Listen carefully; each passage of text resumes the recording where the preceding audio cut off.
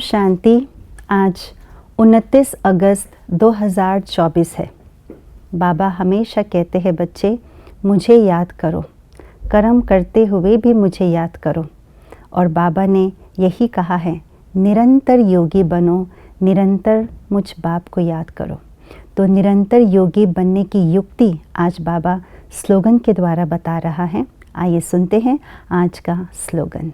निराकार सो साकार के महामंत्र की स्मृति से निरंतर योगी बनो।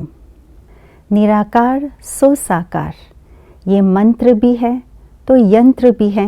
परफेक्ट पाठ बजाने के लिए, परफेक्ट पाठधारी बनने के लिए। जिस तरह से निराकारी शिव बाबा साकार ब्रह्मा तन में आकर के जो पाठ बजाते हैं वो सबसे परफेक्ट और सबसे एक्यूरेट पाठ होता है इस ड्रामा के अंदर। तो उसी तरह से हमें भी अपने निराकारी स्वरूप की स्मृति में रह करके इस शरीर जो साकार रूप है इसमें आकर के अपना पाठ बजाना है। यही महामंत्र है अपने आप को परफेक्ट और एक्यूरेट पाठधारी बनाने के लिए। और इसीलिए इसको यंत्र भी कहा है। यंत्र माना मेथड।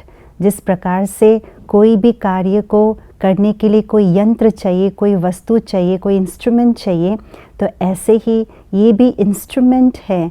ये महामंत्र भी है तो इंस्ट्रूमेंट यानी यंत्र भी है अपने जीवन में बैलेंस बनाए रखने के लिए। तो इसलिए बाबा हमेशा यही कहते हैं कि अपने आप को निराकारी आत्मा समझो। मैं आत्मा परम धाम से अवतरित हुई हूँ और ये शरीर साकार शरीर और साकार दुनिया ये स्टेज है, ये मंच है जिस पर मैं आत्मा पाठ बजा रही हूँ। पाठधारी और रंगमंच दोनों अलग अलग हैं। पाठधारी मंच नहीं बन सकता, मंच पाठधारी नहीं बन सकता। अगर मैं मंच समझ लूँ तो पाठ नहीं बजा सकते। मैं पाठधारी हूँ, निराकारी हूँ। इसका मतलब यही है कि मैंने अपने आप को मालिक समझा है, अधिकारी समझा है।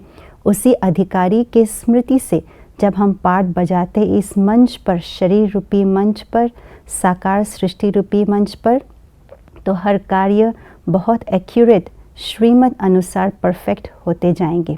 और इसलिए एक और बात बाबा ने ये भी कहा इस मंत्र को याद करने के लिए कि अपने आप को विदेशी समझो। इस पराया देश में आकर के पाठ बजा रहे हैं और वापस अपने देश जाना है। तो निराकारी स्थिति को सदैव स्मृति में रखने के लिए बाबा ने ये भी विधि बताई है कि अपने आप को इस देश में, पराया देश में आकर के पाठ बजाने वाले गेस्ट समझो। तो निराकारी सो साकारी, इस महामंत्र से पाठ बजाते हुए वापस निराकारी बनना है। यही ध्यान पूरा दिन आज कर रहे। ओम शांति।